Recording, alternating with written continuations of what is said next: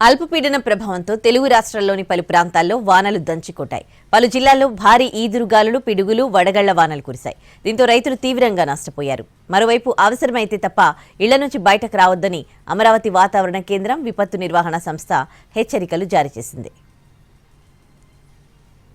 Monday ఎండల్లో cool కబురు తెచ్చింది వాతావరణ శాఖ.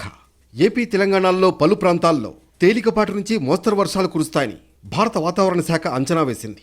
తెలంగాణలోని ములుగు, జయశంకర్ భూపాలపల్లి, ఖమ్మం, భద్రాద్రి కొత్తగూడెం, సూర్యాపేట, నల్లగొండ సహా పలు జిల్లాలకు ఎల్లో అలర్ట్ జారీ చేసింది. ముఖ్యంగా హైదరాబాద్, మహబూబ్ నగర్, మేడ్చల్, మల్కాజ్గిరి, నాగర్ కర్నూల్, రంగారెడ్డి, సిద్దిపేట్, వికారాబాద్ జిల్లాల్లో మోస్తరు వర్షాలు కురిసే అవకాశం ఉంది. ఉరుములు, మెరుపులు, ఈదురుగాలతో కూడిన వర్షం పడుతుందని వాతావరణ కేంద్రం తెలిపింది. ఏపీకి కూడా వర్ష సూచన ఉందని వాతావరణ కేంద్రం తెలిపింది. దక్షిణ మధ్య బంగాళాఖాతంలో ఏర్పడిన అల్పపీడనం వాయువ్య దిశగా కదులుతూ 48 గంటల్లో పశ్చిమ మధ్య బంగాళాఖాతంలో విస్తరించే అవకాశం ఉంది. ఆ తర్వాత 48 గంటల పాటు ఉత్తరం వైపు ప్రయాణిస్తూ పశ్చిమ మధ్య బంగాళాఖాతంలోకి విస్తరించబోతోంది. దీని ప్రభావంతో దక్షిణ కోస్తా, ఉత్తరాంధ్రలో తేలికపాటి నుంచి ఓ మోస్తరు వర్షాలు కురుస్తాయని అంచనా వేస్తున్నారు.